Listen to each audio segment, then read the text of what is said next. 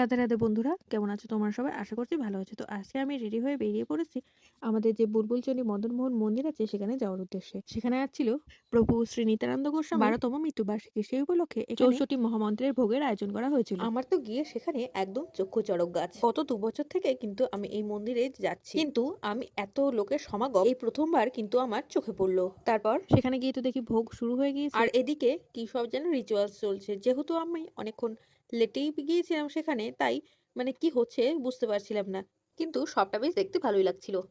তারপর মন্দিরের যে গুরুদেবটা রয়েছেন তিনি ঘট মাথায় নিয়ে চারিদিকটা প্রদক্ষিণ করে নিলেন।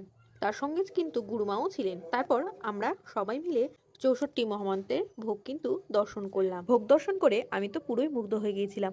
আর দেখো, সকলের নামে নামে কিন্তু ভোগগুলো অর্পণও করা হয়েছিল। দেখতে কিন্তু বেশ ভালোই লাগছিল। ওই যে ওখানে গুরুদেব বসে রয়েছে, ওনার জন্যই আজকে এত আয়োজন। তারপর ভোগ দর্শন করে আমরা চলে গিয়েছিলাম ভক্তবৃন্দের মাঝে একটু প্রসাদ পাওয়ার জন্য। দেখো, আমি তো এখানে বসে পড়েছি আর আমার পাশে বসেছিল আমার দিদা। তারপর প্রসাদ গ্রহণ করে রওনা দিলাম বাড়ির দিকে। তোমাদের আমার ভিডিওটি সম্পূর্ণ দেখার জন্য অসংখ্য ধন্যবাদ। রাধে রাধে।